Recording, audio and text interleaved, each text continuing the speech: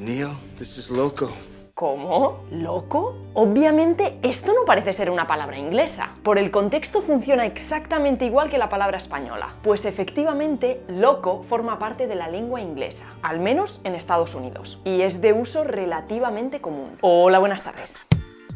Hace un par de semanas recibí un email a las tantas de la noche. Bueno, vale, lo recibí a una hora normal, pero yo lo leí a las tantas de la noche. Me habían invitado a la Educon 2022, un congreso de youtubers de educación en Nueva York. Así que me fui. Y pasó esto. Vale, estamos en un restaurante de sushi y resulta que he escuchado a los camareros hablar en español, así que vamos a ver si realmente podemos ir a cualquier tipo de restaurante y además hablan en español y tampoco tendríamos absolutamente ningún problema. ¿Habláis español? ¿De México? Bueno, estoy aquí con gente maravillosa, la verdad. ¿De dónde sois? Yo soy valenciana. ¿Y vosotros habláis inglés todos? Tú tienes un C2. O sea que los que comieras hablar, tal vez no era salchicha. ¿Cómo se llama? ¿Cómo? Lucio. Incluso me pasé por el Bronx para ver si realmente la gente habla más español que inglés. Quedé con mi antiguo profesor de inglés en una cafetería que se llamaba Merienda y lamentablemente esto no lo pude grabar, pero cuando empecé a hablarle a la camarera en inglés, ella me dijo "Sorry, no English". Un momento, ¿por qué quedaste con tu antiguo profesor de inglés en el Bronx? Quedé con Denny porque él se crió en el Bronx y porque nunca lo había visto en persona. A ver, Denny era mi profesor de inglés en italki. Realmente yo fui tu mejor alumna. Sí, bueno, entre los 5 mejores.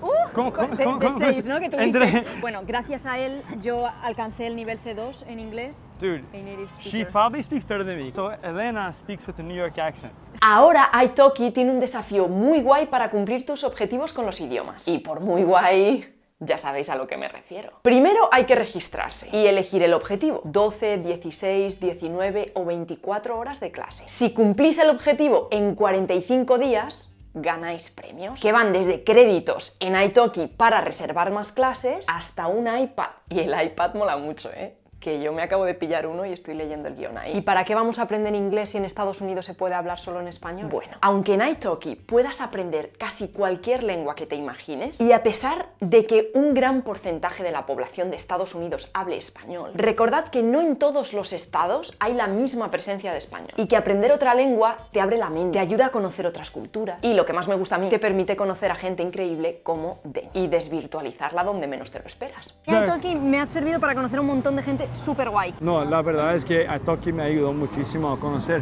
muchas personas interesantes en todos lados, ¿no? Pero lo curioso es que Denny no es el único profesor de italki que me he encontrado en Nueva York. También he coincidido con Yannick, Que fue mi profesor de alemán durante un año prácticamente, ¿no? Con italki, y luego nos hicimos amigos haciendo tándem juntos. Ha sido una casualidad encontrarnos acá. Oye, ¿y qué pasó en el Bronx?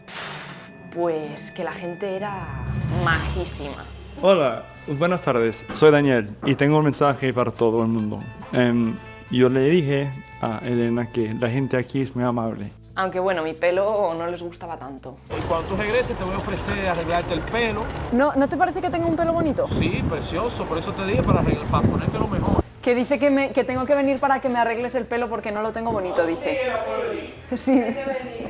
Podrías estar todo el día hablando español. Obviamente yo tengo un C2 en inglés. Pero una persona que no habla inglés, ¿podría ir a Nueva York y comunicarse únicamente en español? Sí. ¿Por qué? Bueno, antes de entrar en aspectos lingüísticos, hay que aclarar que tampoco sería complicado comunicarnos en cualquier lugar del mundo, aunque fuera simplemente con nuestro lenguaje corporal. Y bueno, para cosas básicas o de primera necesidad. Pero ¿cuáles son los datos? Según el censo de 2019 del mismo Estados Unidos, el 13,5% de la población del país usa español en casa. Y hay que tener en cuenta que este dato no incluye ni a los menores de 5 años, ni a la población de Puerto Rico, ni a los inmigrantes sin documentación. Por lo que podríamos pensar que la cifra es aún mayor. Por ciudades. Entre las ciudades más grandes en las que más español se habla tenemos Los Ángeles, Houston, San Antonio y Dallas, Phoenix, Chicago y Nueva York, y bueno, en ciudades con menor población tendríamos Santa Ana, Miami y El Paso. Pero ¿cómo se ha llegado a esto? ¿Por qué se habla tanto español en Estados Unidos? Pues el camino fácil sería decir inmigración. Y la realidad es que la mayor parte de los hispanohablantes son descendientes de inmigrantes de 2 o 3 generaciones, pero no todos. El español entró en lo que actualmente es Estados Unidos antes que el inglés. En 1513, Ponce de León formó varias expediciones de reconocimiento por territorio estadounidense. Y la ciudad más antigua que queda habitada actualmente en este país es San Agustín, en Florida, fundada en 1565 por Pedro Menéndez de Avilés. La lengua española fue asentándose en el territorio actual de Estados Unidos durante todo el siglo XVIII. México perdió más de la mitad de su territorio, que pasó a formar parte de Estados Unidos. Y estos inmensos territorios son los actuales Texas, Colorado, Arizona, Nuevo México, Wyoming, no, California, Nevada y Utah. La mayoría de la población mexicana se quedó a vivir en las que siempre habían sido sus casas, aunque ahora con nacionalidad estadounidense. Estas poblaciones continuaron hablando español hasta que se empezaron a perder a finales del siglo XIX. ¿Por qué? Pues porque el inglés era la lengua del Estado, del progreso económico y del éxito en la vida. Sin embargo, quedan hablantes de español en estos estados que son descendientes de aquellos antiguos mexicanos y que hablan español de forma ininterrumpida. Es decir, que no son descendientes de la inmigración del siglo XIX, sino de los antiguos colonizadores españoles. También tenemos que hablar de la comunidad isleña. ¿De qué islas? De las Canarias. Existen 2 grupos, uno en la ciudad de San Antonio, en Texas, y otros en la zona sur de Luisiana, y en ambos casos son descendientes de inmigrantes o colonos de las Islas Canarias. Estos estadounidenses han conservado su herencia canaria y todavía mantienen algunas tradiciones de las islas y su habla. Ya es algo diferente por el paso del tiempo, pero sigue recordando al dialecto canario. Pero lamentablemente parece que ya solamente algunas personas de edad muy avanzada siguen usando el español de forma ininterrumpida. Además, hubo una corriente cultural llamada Spanish Fantasy Past, que idealizaba la presencia española en California antes de Estados Unidos. O sea, se trataba de imaginar una colonia española idílica, sin conflictos étnicos. Dentro de este movimiento cultural se nombraron lugares que antes no existían con nombres españoles. Entonces, ¿en Estados Unidos se habla español desde las colonias? No, Dorotea. Solamente en algunos lugares muy reducidos. El español en Estados Unidos se ha convertido en una lengua generalizada por la llegada masiva de inmigrantes desde hace 2 o 3 generaciones. Es decir, desde hace unos 50 años. Aunque también es verdad que las primeras entradas masivas fueron incluso hace más tiempo. Las 2 primeras grandes olas de inmigrantes mexicanos entraron en el país después de la Revolución Mexicana en 1910 y después de la Segunda Guerra Mundial. Actualmente en Nuevo México los hispanos son mayoría y en California son el 39% de la población. Se calcula que para 2060 Estados Unidos será el segundo país en el que más español se hable, solo después de México. Actualmente, García, Rodríguez y Martínez están entre los 10 apellidos más comunes de Estados Unidos. ¿De dónde viene la mayoría de inmigrantes? De México. Pero también hay comunidades de todos los demás países hispanos, incluida España. Aunque es menos conocida, también hubo una fuerte inmigración española, más concretamente a Nueva York. Esto pasó en el siglo XIX.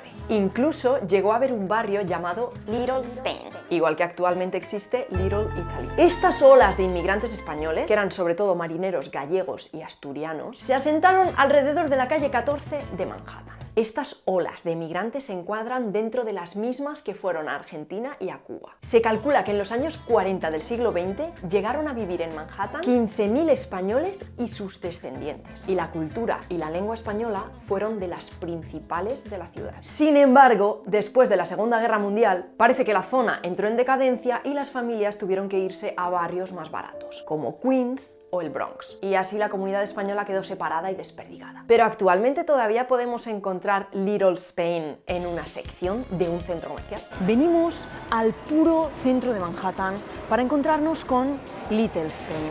¿Podremos comunicarnos solamente en español? ¿Encontraremos comida típicamente española? ¿Encontraremos una auténtica comunidad de hispanohablantes? Esto es Equipo de Investigación. ¿Equipo de investigación o equipo de la mierda? Perdona, ¿todo el mundo aquí habla español? Todos hablan español, los chefs sí, o la mayoría de los chefs son españoles o hablan español. Bueno, aquí tenemos a nuestro maravilloso Ricardo del canal Nada que Hacer.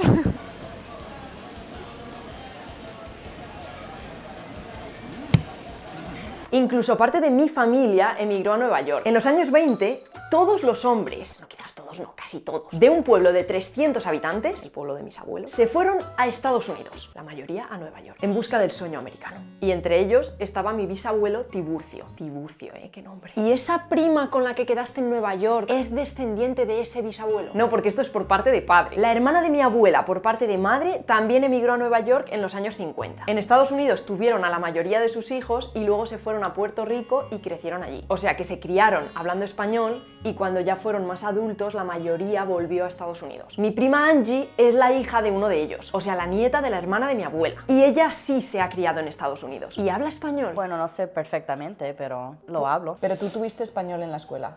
Sí, pero no aprendí mucho, es bien básico. O sea, realmente donde tú has aprendido ha sido en casa.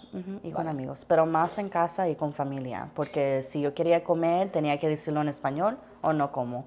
Si quería beber, sí, una ventaja para aprender español, porque después puedes ir al trabajo y hablar el inglés en español y quizás te cogen más rápido porque sabes los dos idiomas. Para mi público hispanohablante de muchos lugares de Latinoamérica, coger tiene otro significado. Pero entonces, ¿tú a qué te referías? ¿Te cogen rápido de trabajo o te cogen rápido? No, de trabajo. Vale. Precisamente, la llegada masiva de inmigrantes a Estados Unidos hizo que el país empezara a blindar la lengua de prestigio, o sea, el inglés. Desde la segunda mitad del siglo XX, varios estados han comenzado a hacer al inglés lengua oficial. Cuidado, Estados Unidos no tiene lengua oficial y cada estado es libre de escoger la que quiera. En California, por ejemplo, solo el inglés es oficial y solo el inglés se considera la lengua de la escuela, aunque hay artimañas legales para que se puedan dar cursos de español también. Arizona, Colorado, Florida y otros 12 estados han declarado al inglés lengua oficial y han bloqueado la educación bilingüe. Esto choca totalmente con el hecho de que el español sea la lengua extranjera más estudiada en el país. Aproximadamente el 67%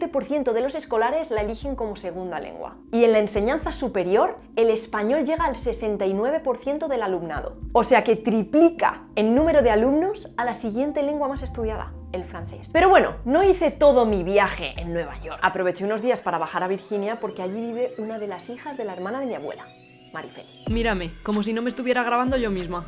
¿Y cómo está la situación del español allí? Pues hay una presencia enorme también. Bueno, estamos aquí con la Mari, la primi, la que faltaba. Estamos ahora en el norte de Virginia. ¿Cómo está la situación del español aquí? O sea, si tú vas a cualquier sitio, la gente habla español. Bueno, aquí hay muchísimos emigrantes y de todas partes, sobre todo del centro de América. Y claro, yo trabajo en un colegio que son todos adultos y hablan todos español. Y yo personalmente he podido observar que hay tiendas en las que los trabajadores son hispanos y hablan prácticamente solo español. Vale, ¿y en qué se caracteriza el español de Estados Unidos? Bueno, pues es muy difícil hablar de unas características generales del español de este país. ¿Por qué? Pues porque los inmigrantes y sus descendientes vienen de orígenes muy diferentes. Y cada uno trae consigo su variedad del español. En California, por ejemplo, como hay tantos centroamericanos, es muy común escuchar el vos y la pérdida de la S implosiva. O sea, la pérdida de la S que está a final de sílaba. Los puertorriqueños y cubanos se concentran en la costa este del país, sobre todo en Florida. Hasta mediados del siglo XX se podía hablar de dos variantes principales. Una de tipo caribeño en la costa este y otra de tipo mexicano en los estados del sur y del oeste. Pero la inmigración ahora es tanta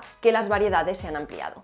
Lo único que tienen en común todas las variedades del español de Estados Unidos es la gran presencia de anglicismos. Pero ni siquiera son los mismos ni en el mismo grado en todas las comunidades. Y hay diferentes palabras para denominar estas hablas, la mayoría peyorativas. Spanglish, Tex-Mex, Borderlingo, Pocho. La más neutral sería US Spanish. Y después de todo esto podríamos pensar que los descendientes de hispanos que nacen en el país van a seguir hablando español, ¿no? Pues no. El español va perdiendo fuerza entre los nacidos en el país. En la segunda generación ya se ve un deterioro de su uso. Y en la tercera generación llega ya a un 49%. Esto es lo que se llama índice de lealtad lingüística. ¿Y cuáles son los motivos por los que se abandona el español? Pues son los mismos por los que se abandona cualquier lengua del mundo en cualquier momento de la historia. Progreso social, potencial económico, prestigio. El único estado en el que las generaciones más jóvenes parece que siguen manteniendo el español es California. O al menos se mantiene más que en otras zonas. ¿Esto significa que el español se va a comer al inglés en Estados Unidos? No, el inglés sigue siendo el idioma al que todo estadounidense aspira. El español crece porque crecen los inmigrantes. Cuanta más población nace allí y deja de ser inmigrante, más va perdiendo el español.